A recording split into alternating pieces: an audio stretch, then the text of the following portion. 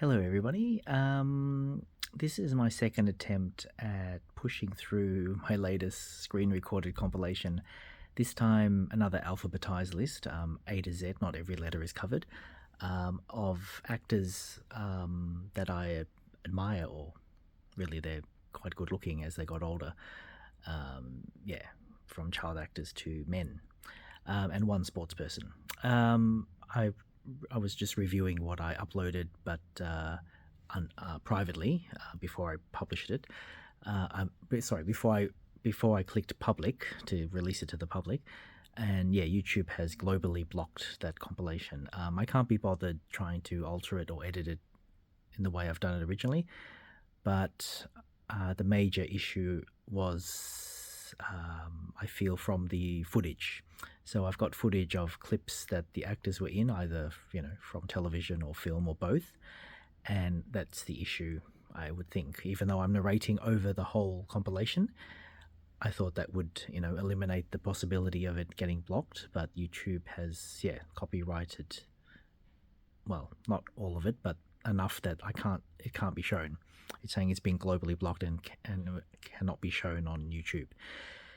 So I'm going to do it this way, just with the still images of all the actors that I've that were in the original list. So let's go. I know I'm filming this in portrait, not landscape, but because I'm going to show the images of the actors on my other phone in portrait, I think it's just easier than switching the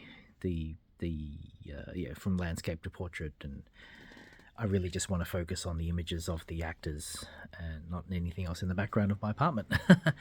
So, okay, like I said, it's an alphabetized list from A to Z. It's not an exhaustive list. The beauty is in the eye of the beholder. So for some people, you might think, I don't care how the actor looks as long as they perform well, and that's fine. But this is just really very much tongue-in-cheek, and yes, actors are admired like pop stars, pop singers, for their physique, for their looks, and obviously for their ability to act. And yeah, that's a marketer's dream or a director's casting dream if you get someone who appeals to all ages and all genders. So, and sells those tickets at the box office or ratings on television shows. So, this is in no particular order. It's alphabetized, as I said, but not every letter is covered. I'm not trying to cover every single actor from letters A to Z, and they are covered by their first names. So A to Z is their first names, not their surnames. So, okay, here we go. You probably won't see me again till the end. I'm just going to show footage from my other phone. Still images, no motion videos, unfortunately, because YouTube's not happy with that. So let's go. So first cab off the rank is Al Santos. He was, I first saw him in Grosse Pointe, is that how you say it? The sitcom where you had a bunch of actors that were also in high school age. Yeah, it was kind of a fictional studio, or a fictional TV show about a TV show called Grosse Pointe, and he was if I had to, cast him stereotypically, he was the dumb jock character. It's him there. I mean, they're all images of him there. So the one on the top right, shirtless, is from the film. It's a horror film where like a scarecrow comes to life and kind of a winged creature. Anyway, that's Al Santos. Yeah, looks like a very down-to-earth and friendly chap. As in, I don't think he would mind you taking a selfie with him politely if you saw him on the street, I assume. Okay, next up is Barrett Oliver. It's amazing how he looks now. The top left is one of his more recent images. When he was younger, as you can see there amongst the images, there's an image of him in The Never-Ending Story, kind of towards the center of the page there. I also remember him from a film called Daryl, the acronym Daryl, Daryl. It does stand for something. He plays a robot character, and the acronym of Daryl spells out, something like data and something. Anyway, he's a programmed. He's artificial. He's not a real boy, not a human boy. He also played in a Twilight Zone, like an 80s version of the Twilight Zone, modern version of the Twilight Zone called Grandmama or Grandma, where it's a horror, where he plays, he's left at home by his mother to look after his sick grandmother who's always bedridden. And I won't give it away, but it's, a bit unsettling to watch. I know Twilight Zone had elements of suspense and horror. That one was definitely on the latter category there.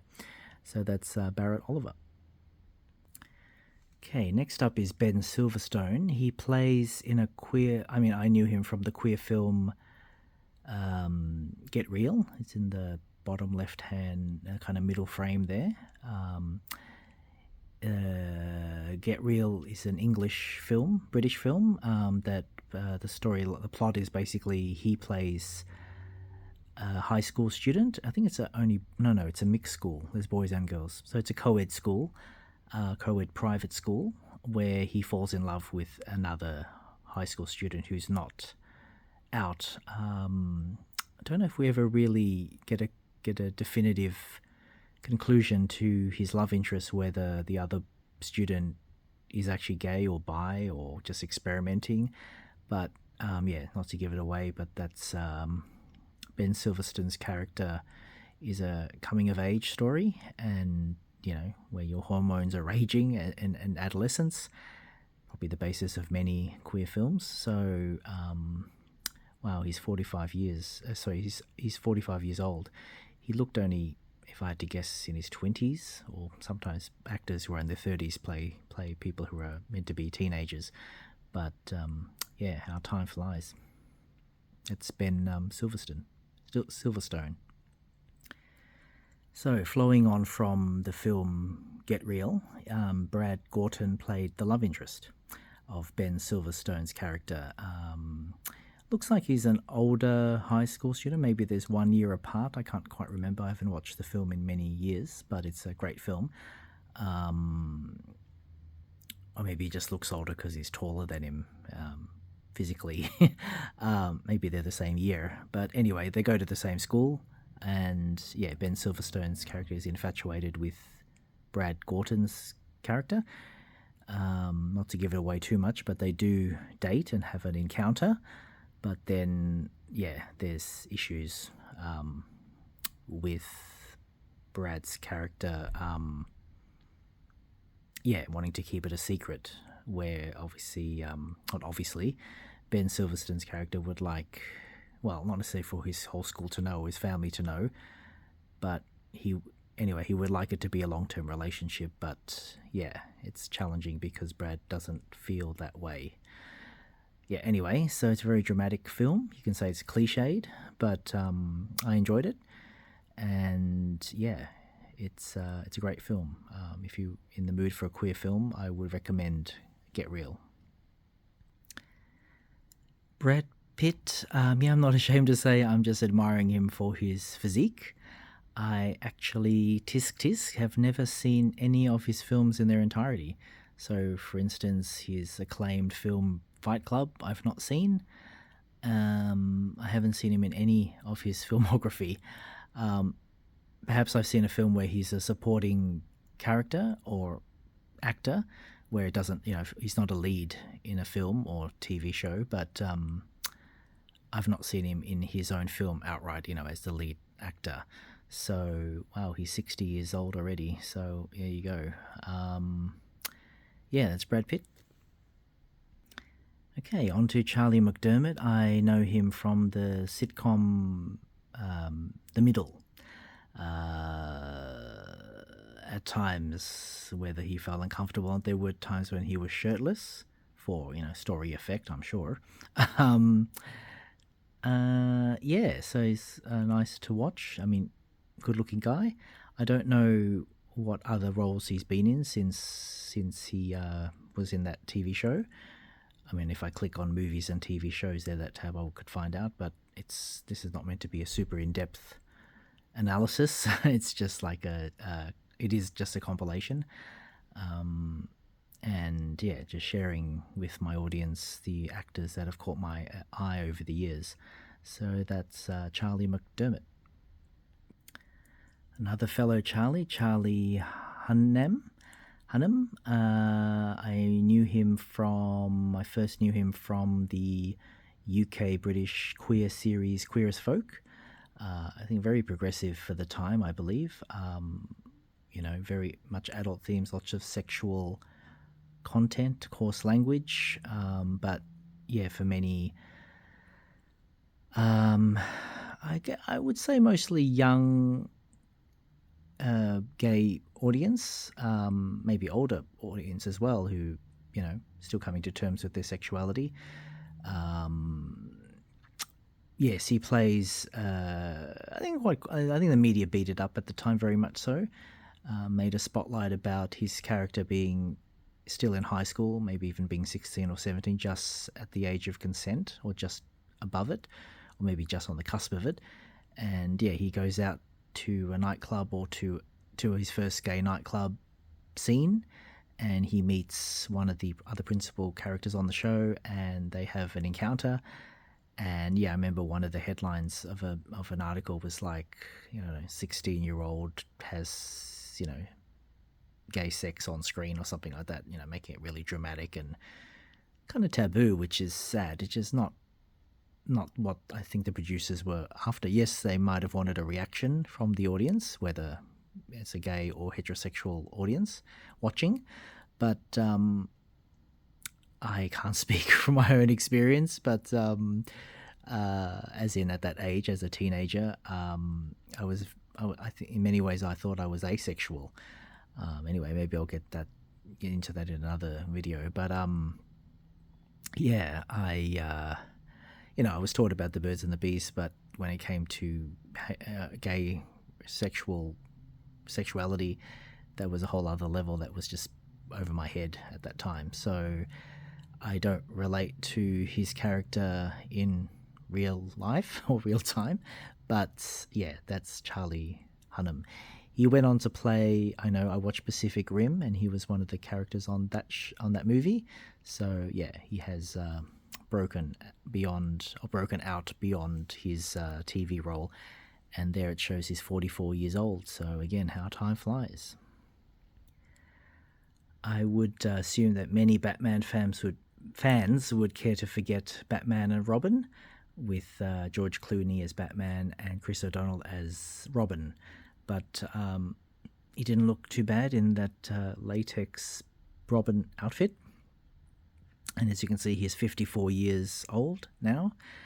Yeah, good looking man. I think Batman and Robin was well intended. As a punster myself, I tolerated Arnold Schwarzenegger's character, Mr. Freeze, with all those puns about freezing and cold weather and so forth. And I didn't mind Poison Ivy's character. Sorry, the actress's name escapes me, but she was also in Kill Bill, because one of my nicknames is Ivy, being my name is Ivan. Most of my friends call me Ives, but I don't mind any nickname, and occasionally I get Ivy or, jokingly nicknamed Poison Ivy. So, yeah, I think it wasn't a terrible film. I think there's worse films than Batman and Robin on any genre.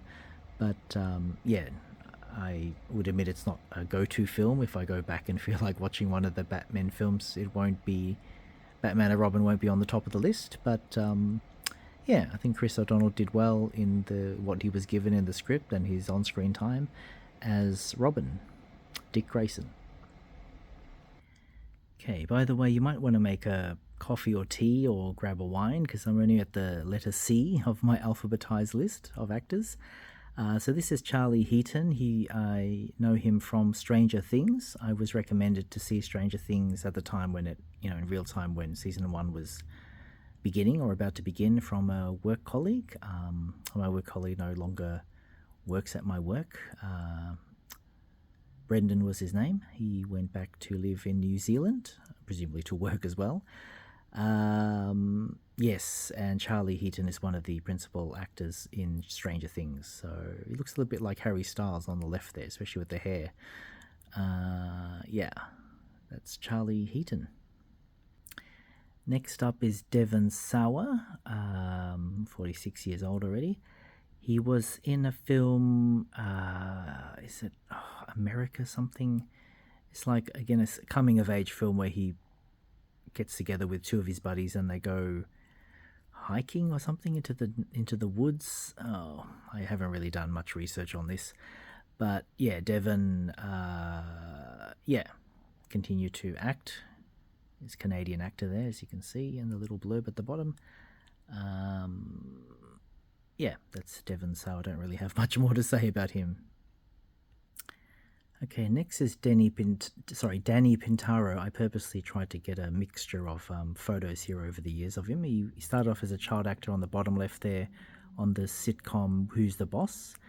And in the top right, it's one of a relatively newer photos of his boyfriend, I believe, his partner. I don't know if they're still together or not, but yeah, he's still got his boyish looks from as a kid. Yeah, that's Danny Pintaro. I enjoyed the series Who's the Boss? I can't remember if I actually watched every episode. I probably did when it was still, the analog signal was still, this is before streaming and before Netflix and everything, where you had to be home at a certain time to catch your favourite TV shows. Who's the Boss was one of my staples. Yeah, lots of family sitcoms will be touched upon in this compilation as we move forward. Yeah, so that's Danny Pintaro. Okay, next up is Dane DeHaan. He was, I know him in at least two roles. The Amazing Spider-Man 2 as the Green Goblin, and the film Chronicle, yeah, which is a supernatural science fiction film. I won't give it away, but it was a little bit uncomfortable to see him as the Green Goblin. That was a very kind of monstrous portrayal, and I'm not a comic book reader, and Green Goblin does seem very much as a monster. Maybe a misunderstood monster. But yeah, it definitely was more of a horrific transformation than previous iterations of Green Goblin. The Chronicle is one of my favourite sci-fi films. Elements of suspense and horror and supernatural themes. Yeah, set in Seattle, which I'd like to visit one day. The Space Needle Tower, is that what it's called? Is a pivotal scene in the film, which I won't give away anything.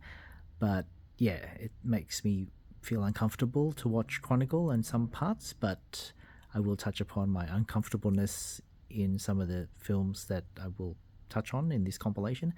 But I think that's a good thing. If I'm sitting there watching a film and have no reaction at all, or I keep looking at my phone thinking how much longer this is to go, that's not good. But yeah, it's a very visceral experience for me when I watch Chronicle. So yeah, great job there by Dane DeHaan.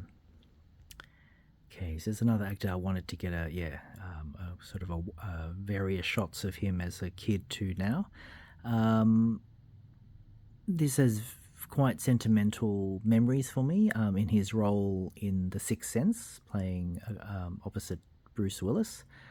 As far as I remember, it's the only film my late mum and I watched together at a cinema. She, of course, didn't, shy away from watching films, but not so much in a cinema. I think that just came down to time and scheduling. It was just finding windows of opportunity to because films are around about an hour and a half or longer these days, 2 hours, some films. But yeah, she agreed to come with me to watch Sixth Sense when it came out at the time, because she's, of the many genres she likes to watch in films, horror, suspense, mystery is one genre or genres. So yeah, quite fond memories of my only outing with my mum to a cinematic film at a film theatre. Not to give it away, but The Sixth Sense has a massive twist, and it's probably catapulted or been copied in other films when it comes to a twist towards the end of the film. I think it would have made a perfect 1960s Twilight Zone episode, very much condensed, of course. not film length, but Rod Serling would have been proud to have included such a story or similar story in his 1960s Twilight Zone films in terms of narration and storyline and pacing. And yeah, it just kept building and building, and I definitely didn't see the twist coming, as I'm sure many audience members felt as well. I can't remember what my mum felt about it, sadly. I suspect she didn't see the twist either, or maybe she did see it a mile coming. But yeah, definitely The Sixth Sense, of the many top movies that you should see before you die, I would suspect Sixth Sense is amongst that list, because it's just again, it made me feel uncomfortable to watch, and parts quite visceral, even though it was fantastical, although some people believe in ghosts. Let's just leave it there. It will keep you on the edge of your seat. If you haven't watched The Sixth Sense yet, I highly recommend it. Of Star Wars and Star Trek, long-term viewers will know from my channel, I'm much more of a Star Trek fan. Probably Star Trek is my most watched series and films of the broad sci-fi genre. There is, Red Dwarf and Star Wars and other films like Chronicle. I would classify that as also elements of sci-fi. But yeah, Star Trek is my first love. But Hayden Christensen, who played the younger portrayal of Anakin Skywalker / Darth Vader, he might have felt he was typecast. In many ways he probably was.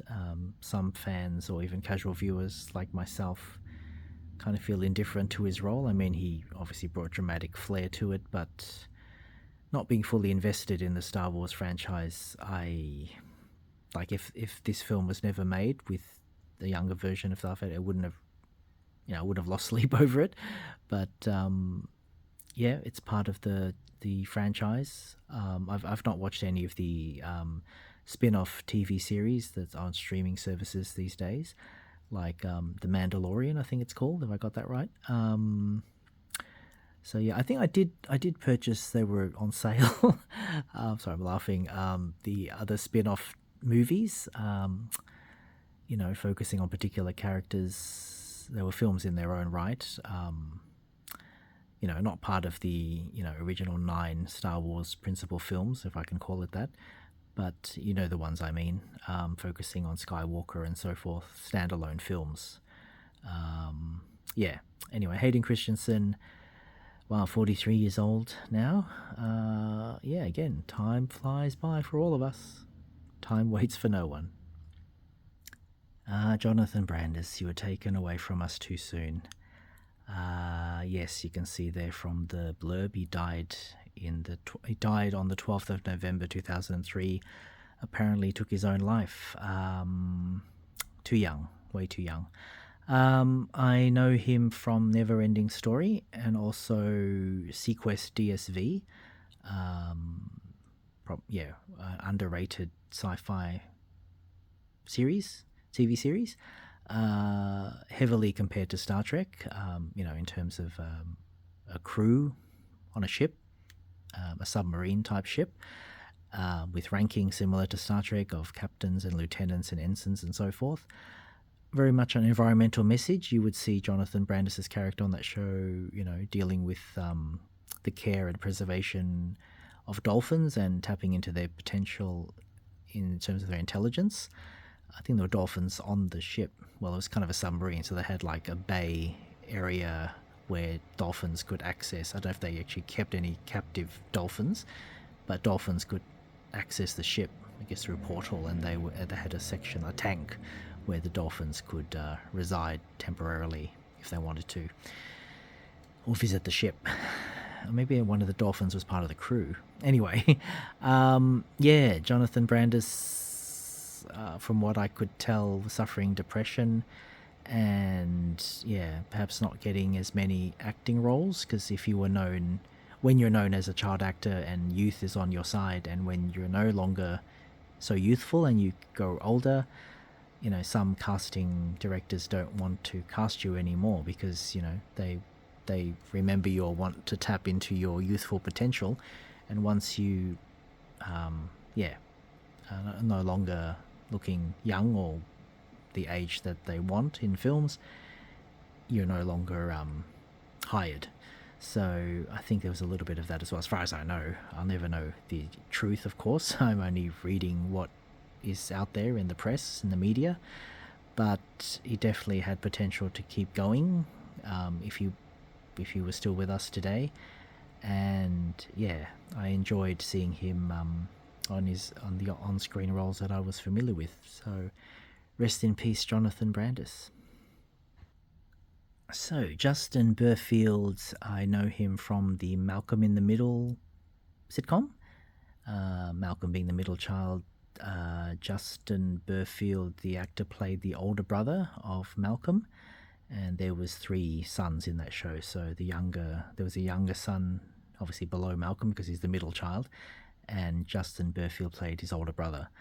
At times similar to the Middle series, maybe very much a companion series about, I think Middle for that show is like middle class, and Malcolm the Middle is focusing on him being the middle child.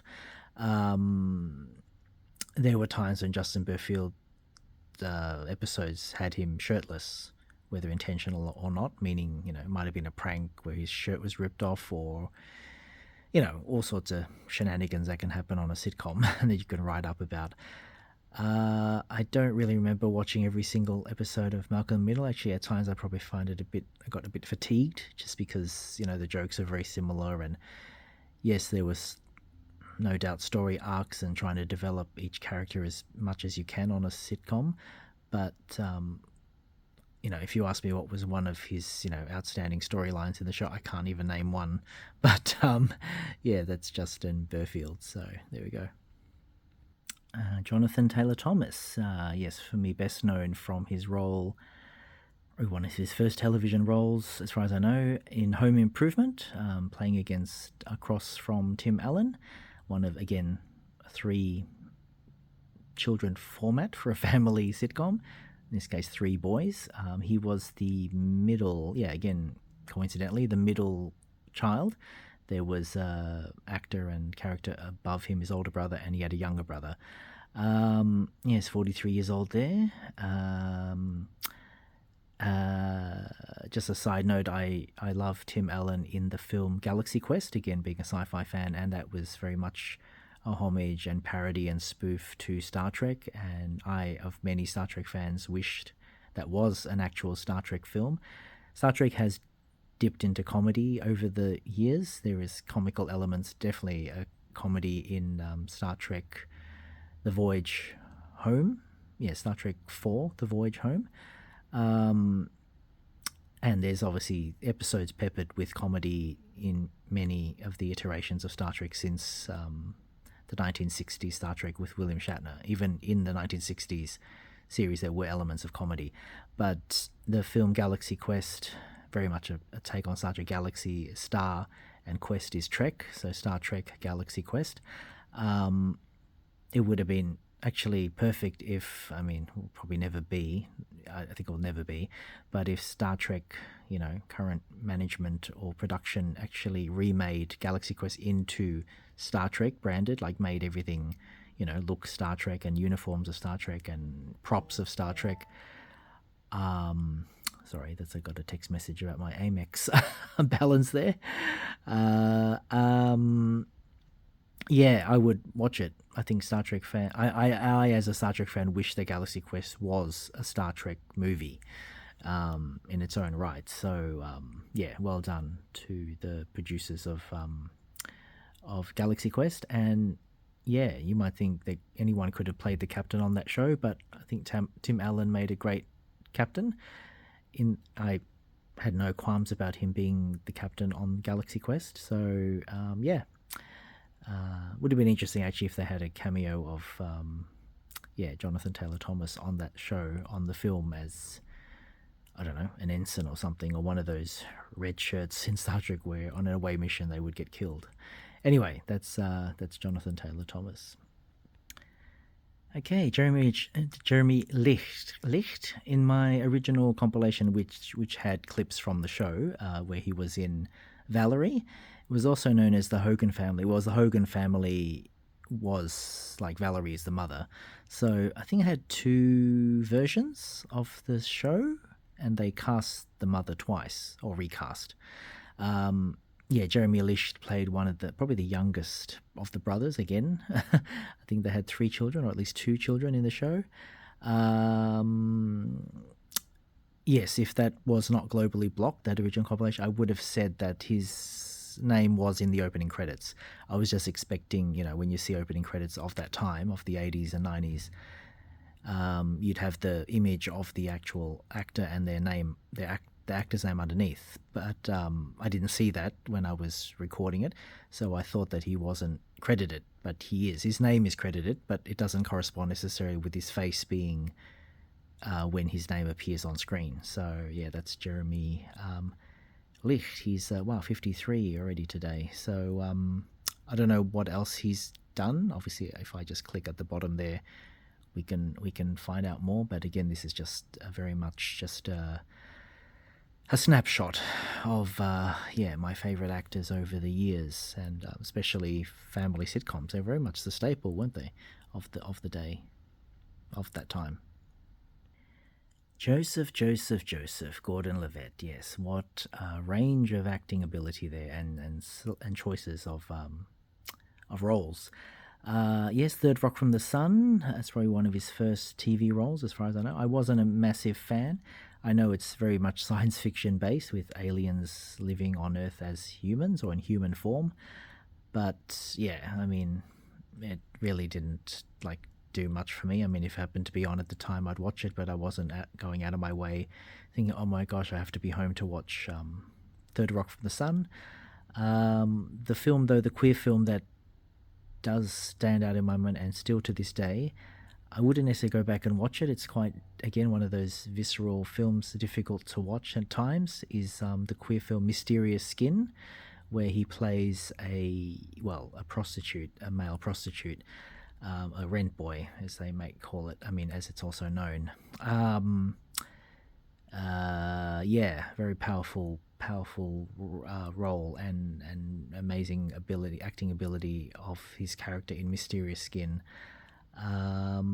As a side note, the Pet Shop Boys, one of my favorite, the favorite UK band of all time, the Pet Shop Boys.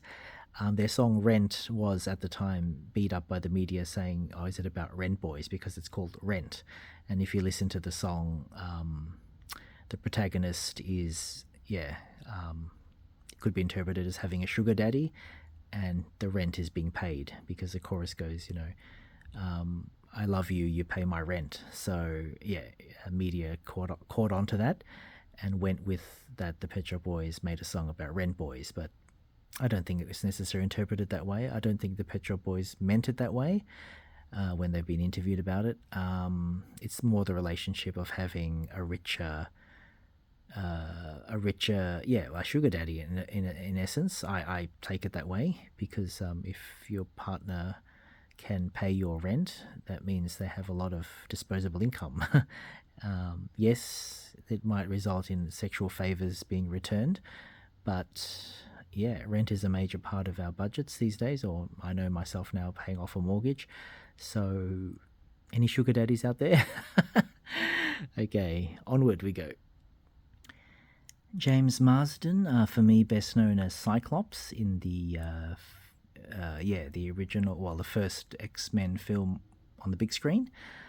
Again, I'm not a comic book fan. Any films I touch on in this compilation that has comic book origins, I'm not familiar at all, meaning I don't know how accurate it's portrayed of his character Cyclops, of that first version of Cyclops. We've seen other iterations of Cyclops over the franchise of films of X-Men. But yes, I enjoyed his role. Looking back, would I cast him as Wolverine? No. Would I cast him as Beast? Maybe, but no. I think Cyclops was a good role for him. Again, I don't know how we felt about that.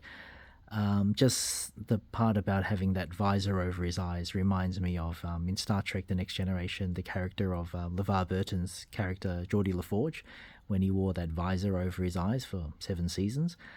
He did say a little bit kind of complaining, a bit of a complaint, that it was difficult for him at first to portray emotion, because obviously your eyes, the eyes are the windows to the soul.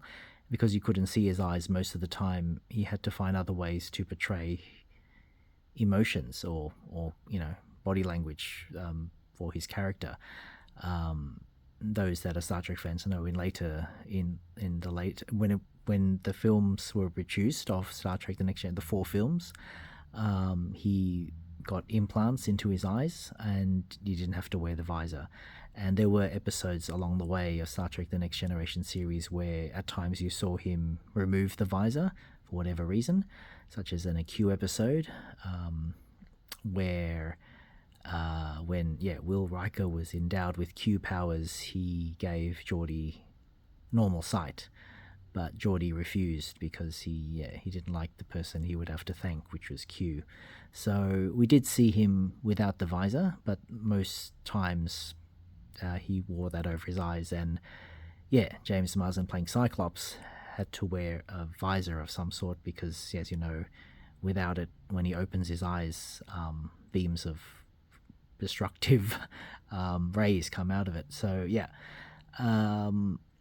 that's James Marsden. I know he played I think he played the father in one of the Superman series iterations where he plays Clark Kent's father, I think, if I've got that right. But anyway, that's James Marsden. Yeah, so just another image compilation. I just wanted to get different shots of James Marsden.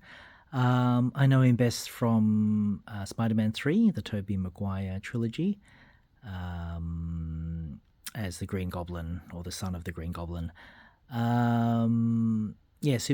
Spider-Man is one of my favorite superheroes across all superheroes. I mean, Superman's great. He's an alien, but not to go too much into it, as you well know, Peter Parker is a human being who gets endowed with spider-like abilities, super spider-like abilities. James Marsden character obviously got powers from the experiments that his dad started in the first Spider-Man film, Tobey Maguire. I think he played that role admirably. I'm not a comic book reader at all, so I don't know if it's how accurate it is from comic book page to screen of his role or his take on the Green Goblin or Green Goblin Jr. But I think the chemistry between him and Tobey Maguire was great. It's believable. So that's James Franco. He did play, based on a true story, is it the man who got his arm stuck between boulders? He was mountain climbing or rock climbing, and as far as I know, well, it's not a spoiler because it was in the news that he had to cut off his arm or part of his arm to get himself out of it. I think James Franco played that person on the film version of the real person who got stuck. His limb got stuck between 2 boulders. Yeah, I've not seen it. I think I'm not too good with films like that where it's quite visceral, where blood and guts. So I still to this date have not seen that film. Okay, Kirk Cameron. He was in another. He was in a family sitcom, Growing Pains. It almost escaped me the name of the series. Yes, he played one of the children in Growing Pains. It also, for those Leonardo DiCaprio fans, know that Leonardo DiCaprio was a semi-recurring guest actor on Growing Pains. I think he was one of his best friends or a cousin or something like that. So interesting that they chose to do that, where they added a new character sometime into the show, I guess, to inject ratings, add a fresh character to the show. So Kirk Cameron. I'm not familiar with any further of his filmographies past Growing Pains, but yeah, that was another of many family sitcoms of the time I enjoyed watching. I don't recall necessarily watching every episode or dying to see it every time it was on air, but whenever it was on, I would catch it if it happened to be on when I was watching television, and yeah, an enjoyable family sitcom, Growing Pains. Okay, Kyle Howard was one of the cast members of Grosse Point, with alongside Al Santos. Yeah, don't worry, folks. We are about halfway through the alphabet now. This is the K. K, is it? Yeah. Yes, Kyle K. So we're halfway through the alphabet, A to K, L to Z. Usually, if alphabetized lists or listings are divided from A to K, L to Z. Yes, not much more to say about him. He had that kind of sidekick sort of role, or they kind of all did sort of bounce off each other. Yes, when I said Al Santos to me was the dumb jock on the show, he was the, how would you say, he was kind of streetwise and kind of always wanted to start new schemes or further his acting ability within the fictional show Grosse Point. Yeah, always attempting kind of new schemes and shenanigans, things like that, from what I recall. So yeah, that's I don't know his subsequent filmography, although I know it's just there if I clicked on movies and shows. But yeah, just remembering him from his role in Grosse Point. Okay, forgive me if I'm not saying this actor's name correctly.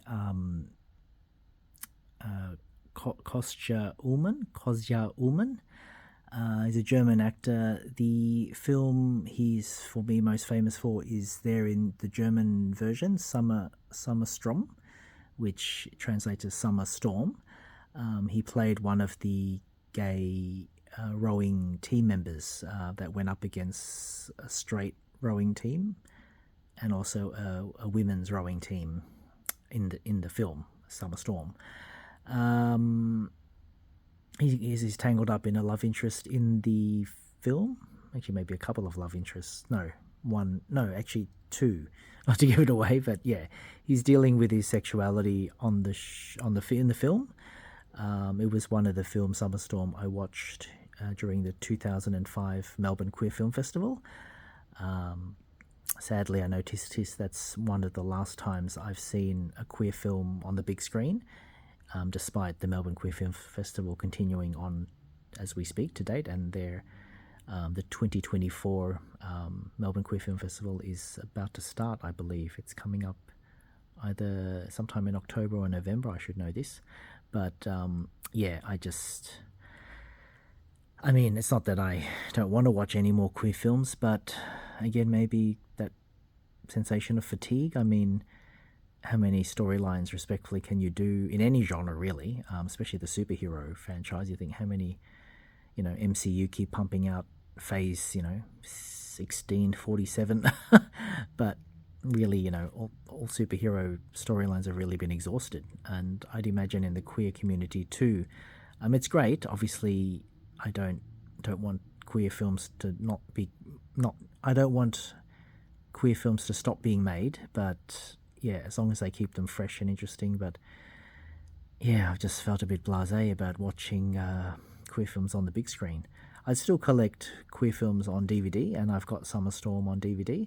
I actually got it because I saw it at the 2005 Queer Film Festival, and his role, Kostja Ullmann, yeah, he's grown up to he was then and is still now a handsome gentleman. I don't really know much more of his filmography beyond Summer Storm, but I highly recommend that. And it was, it was in my top 10 compilation that I made in 2 parts on my channel, where I compiled my favorite queer films that I've watched, which definitely Summer Storm is up there with Get Real. And also I will be touching upon the film about the Mormons, Latter Days, coming up as well. The 2 actors from that film are also in this compilation. Okay, let's go onward. Christian Schmid, very photogenic there. In the top left, he looks a little bit like Tom Cruise from the nose ridge up. Anyway, Christian Schmid was one of the actors of Neighbours, the long-running Australian soap opera, which, yes, famously had Kylie Minogue, Jason Donovan, and Guy Pearce, to name a few. Yes, he was one of the newer characters that were added, as the series wore on year after year. He was definitely a fresher breath air that joined the cast. He was, I'm pretty sure, literally a teenager or in his late teens or early 20s when he joined the show. That launched him to further roles. Again, I can't actually say what else he's done, and I haven't really followed his filmography beyond Neighbours, but definitely his cast, very marketable. Neighbours very much has a teen audience, especially a large UK following as well. And someone as fresh-faced and good-looking as Christian Schmid fit in nicely with, in many ways, unfortunately, kind of a not not a realistic representation of neighbours that live in Melbourne, even back then. Like, whenever you did see a family in Ramsay Street that were not Caucasian, white, middle-class folk, they were only temporarily on the show. So you might have an Indian family move in or an Asian family move in, but they weren't permanent characters, and they would move out. I guess the essence of a neighbourhood where, you've got neighbours that move in and then move out. The staple of the show was very much showing a white version of Australian suburban life, with minimal mix of ethnicities of other nationalities. So Christian Schmid definitely fit to that Caucasian foundation, or the majority of characters were white Caucasian actors and actresses. Okay, we've reached the halfway point of my A to Z compilation, so if you're still with me, thank you. We're on to the L to Z section of the alphabet list now. So Leonardo DiCaprio. Yes, I remember him in the photo in the middle there on the right-hand side, as many of his fans would. One of many standout performances is from The Basketball Diaries. Again, visceral is my favourite word descriptor. Uncomfortable to watch at times, very powerful performance and portrayal of a drug-induced teenager. Yeah, a drug addict, basically. Just amazing performance. He's still, at the infancy of his career at that point as an actor. And it's believable. I think it is based on an actual person. He portrays someone who, was a real person. So I don't know about necessarily a documentary, but definitely inspired by a real person that he played in The Basketball Diaries. And of course, he will be forever known as the character in the Titanic, James Cameron's film Titanic, and of course many films that he's been in since. He's still got that cheeky grin there on the left there. He's sort of later in life. Solid career he's made out of the acting industry there, Leonardo DiCaprio. Next, we move on to Lucas Till. He played Havoc in X-Men, the film X-Men First Class. I believe his character is the brother of Cyclops, as far as I know. They have similar powers, where he generates like a beam but out of his body, I believe. So in the show, Xavier modifies or gives him a suit that channels his energy out of his body through his chest, like a chest plate. So that's Havoc. Fresh-faced actor there. I don't know of his subsequent roles. Where was he in MacGyver, or is that just a meme on the left there? Did they resurrect MacGyver? Every time I hear MacGyver, I always think of Marge Simpson's sisters going, "We need to see MacGyver. Don't let us miss MacGyver, I will kill you." So, yeah, that's Jason Till there. Okay, this is, again, I apologize for not pronouncing it correctly, Mark Paul Gosselaar.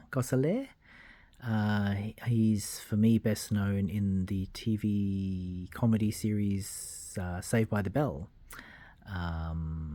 In the top right-hand corner, you can see how he looked when he was in the show, and yeah, on the right is how he looked today, and there's other shots of him. It looks like he's got a family there in the bottom right-hand corner. He's there with his family, I believe. I don't know for sure. I think it is a family portrait there, isn't it?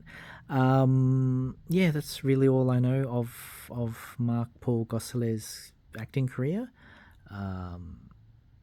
Yeah, he looks like actually a grown-up version of, which I have included, I believe, as we come to it, the actor who played in the TV sitcom Silver Spoons. He looks, if they were to remake Silver Spoons into a movie, I would cast, maybe he's probably a little bit too old now. You should have a bit of a youthful look, because Silver Spoons, I think broadly or speaking, or maybe not, was inspired by Richie Rich, the animated series, and it was based on a comic book. So I think, yeah, Richie Rich's that sort of persona needs to have a youthful looking actor. So it's probably past his time to play that, unless he plays an older version of himself. If they ever, remade Silver Spoons as a movie, he could play himself in the future, like a grandfather. Anyway, that's Mark Paul Gosselaar. Okay, on to Michael, again, pardon the mispronunciation, Michael Angarano. I know him from his guest role in the queer sitcom Breathtaking. It was Breathtaking, breakthrough at the time, Will and Grace. There wasn't much at all queer content on screen at that time, especially on television. And he played Jack's son, where Jack had donated sperm to a sperm bank during the course of the show. And sorry, I'm laughing. He's well utilized in the show as that character. Michael plays Jack's son. Yeah, it's it's funny. I recommend Will and Grace for those that want to see, a queer. Sorry, I need to hold my camera steady. The queer series Will and Grace is highly recommended, and yeah, his character is used to great purpose on that show. He was also in the superhero spoof parody comedy called Sky High, I believe. Sky High, is that what it's called? Yeah, where it's a superhero. It's a school for superhero teenagers who have superpowers. I believe it was called Sky High. Is that the name of the? Yeah, that sounds right. Sky High. Take on superheroes being able to fly. Sky High. Yeah, I don't really know much more of his other roles that he's done. Yeah, that's him.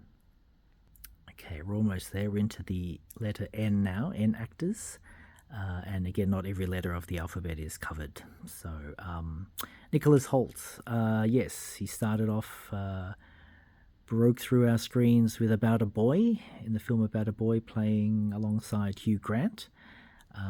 In the, again, my favourite word, visceral British series Skins, which, yes, made me uncomfortable in many points across the show. I think I bought that I think I have the box set of Skins from memory.